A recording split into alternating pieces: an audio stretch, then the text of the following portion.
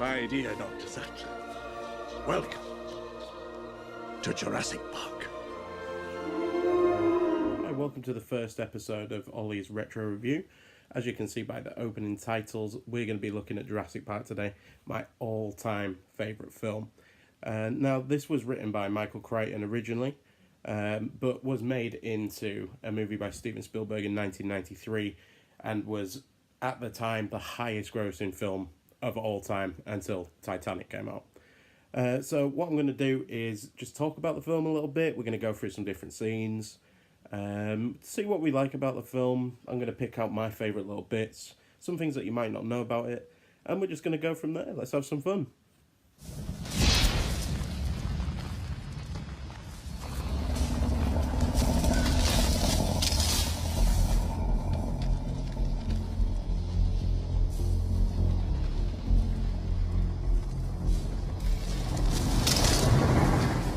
So this is an establishing shot. It's fantastic. The lighting is key here. You don't really see too much as to what's trying to come through the trees, which is really sets up a sort of foreboding atmosphere. And then you get to see Robert Muldoon, who turns out to be an absolute badass. Team, step away! Gatekeeper!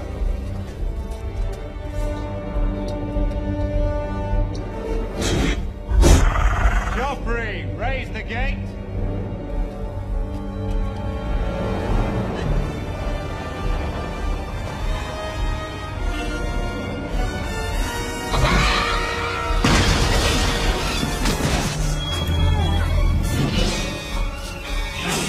So, as you can see, the underlying theme of this film is already coming out, which is you cannot control nature, no matter the precautions you take, because it is completely unpredictable. And as you'll see in the next part of this scene, you'll hear one of the most quoted parts out of the entire movie, but I won't spoil it for you. Shoot her! Shoot her! So, bad news, park worker dies. They need to get a bunch of scientists in to sort of vouch for the park. The investors think that it isn't safe. They need the scientists to come over just to say, look, this was just a one-off. The park's still okay to open. But they get a couple of people out of Montana, which is Alan Grant and Ellie Sattler. And I'll just play you a little clip to show you how much Alan Grant actually knows about velociraptors to start with. Pubic bone, turned backward, just like a bird. Look at the vertebrae, full of air sacs and hollows, just like a bird. And even the word raptor means bird of prey. He also doesn't really like kids very much.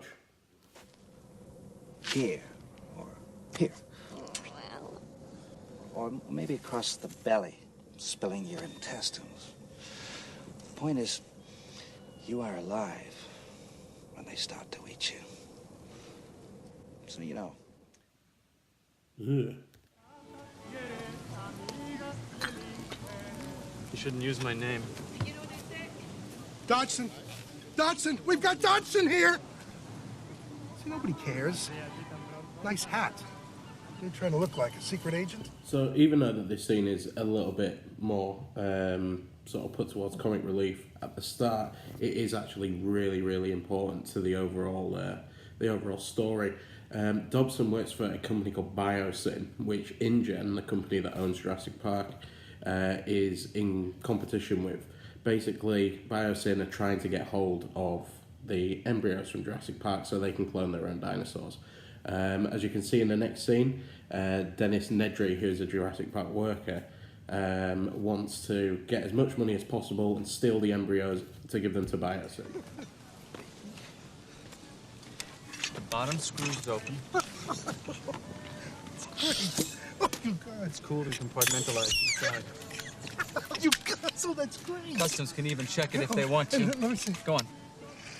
There's enough coolant inside for 36 hours. No menthol? The embryos have to be back here in San Jose. So now that we have some of the main plot devices out of the way, we can get to know some of the characters. So the next scene will be all the main characters travelling to the island on the helicopter. Now, I'm just going to show you a few photographs of the characters themselves, and then I'm going to explain over the top of the photos what the characters are like. So first we have John Hammond. John Hammond is the owner and CEO of InGen, the company that owns Jurassic Park. Now, he is basically the hopeless dreamer, and he will stop at nothing to make sure that Jurassic Park is successful. At least in the film, he isn't really a antagonist, but in the book he very much is. Ian Malcolm is the mathematician. John Hammond describes him as a rock star in the helicopter. He's a very happy-go-lucky type of guy, but subscribes to a thing called chaos theory, which I'll explain in more detail as it comes across.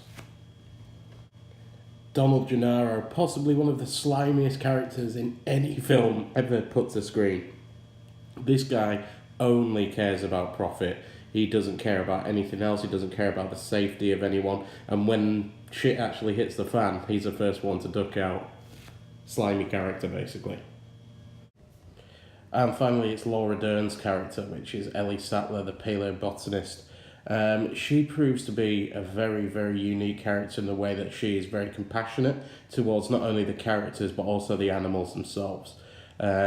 Personally, she's one of my favourite characters, and I'm really sad that she hasn't really reprised her role apart from in Jurassic Park 3, but that was only very, very small.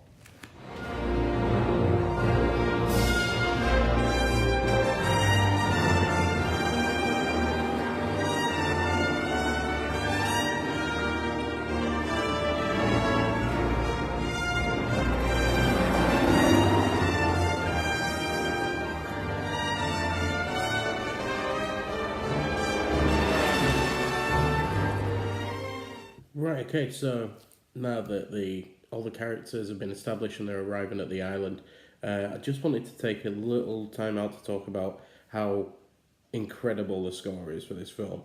As I just saw in the clip that I just played, that there's nothing really going on apart from a helicopter flying over some trees. And it's so iconic just because of the score. You find yourself humming it after watching the film one time, which, apart from maybe Star Wars, I can't really think of any other movie score that could do that to you. John Williams, again, best movie composer ever, in my opinion. So anyway, we're going to get on to a very, very important scene next that I'll explain after we see it. You need that piece over here. That piece. Look, we'll have landed by the time you get it right. Come along.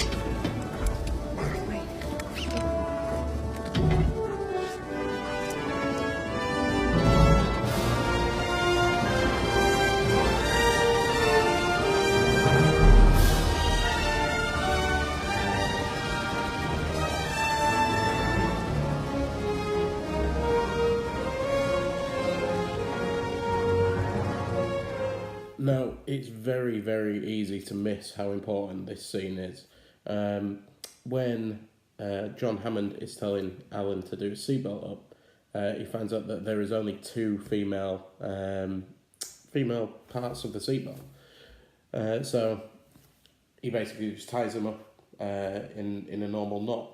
Now, a recurring theme of this film is a quote from Ian Malcolm where he says, "Life finds a way." Now, you'll see later on in the film that this does come into effect when they find out that the animals have been breeding, even though all the Jurassic Park dinosaurs are supposed to be female. Hence, probably why the two female parts of the seatbelt were put there. Not a lot of people know that, but it's a really interesting sort of symbolism type thing from what's going to come in the film. So now all the characters have arrived on the island, safe and sound. They're taking the jeeps to the visitor centre. Now, before they get there, we have our first proper look at a dinosaur in this film, and it's a Brachiosaurus. I'll play you the clip in a moment, but I just wanted to say how well the actors did a job here, was because if you remember sitting there in the cinema and seeing that for the first time, we hadn't seen anything CGI before, and it was mind-blowing when we saw it for the first time, just as if we were seeing a dinosaur in the flesh. And I thought the actors did such a great job of just like they're actually seeing a dinosaur for the first time. Something that in the later films kind of got a bit, how can you say, a bit stale, and some of the CGI actually got worse. The CGI isn't fantastic. It hasn't dated that great in this particular scene. Some of the skin looks a bit stretched, but all in all, it's actually pretty great. So take a look at the clip, and I'll see you when we get back.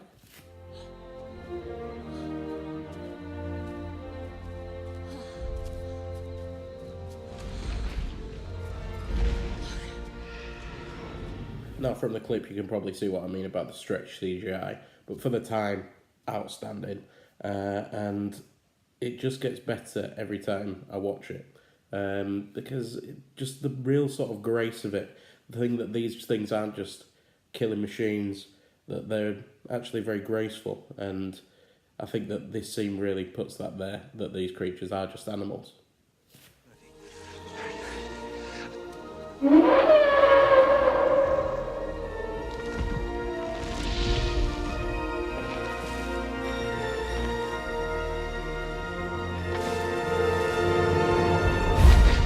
So, once again, absolutely fantastic scene.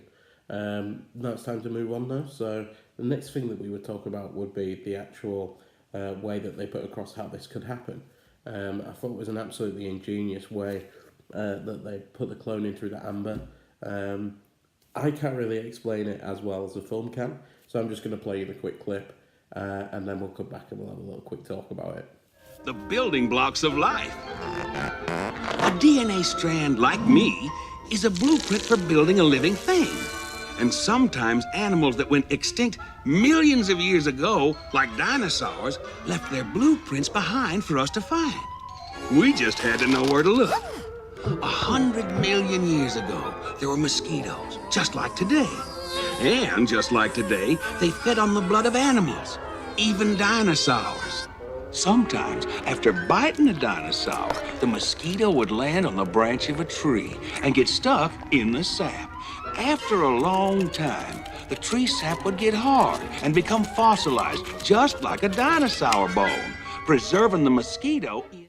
Not really much to talk about on this one, apart from the fact that the fossilization of the amber seems really plausible. If you come from a scientific standpoint, then it makes the film just a lot more believable. I mean, I know this is science fiction, but it's a really great thing for the movie to have. Now, I've just got a little bit more to play from a clip, just to explain the last tiny bit of it, and then I think we'll take a break and come back for part 2, probably in the next couple of days. But thanks for tuning in so far, and I've had really a lot of fun doing this. I just love anything to do with Jurassic Park, to be honest. But yeah, I'll leave you with the clip, and I'll see you in the next couple of days. Cheers. Scientists came along. Using sophisticated techniques, they extract the preserved blood from the mosquito and, bingo, dino DNA.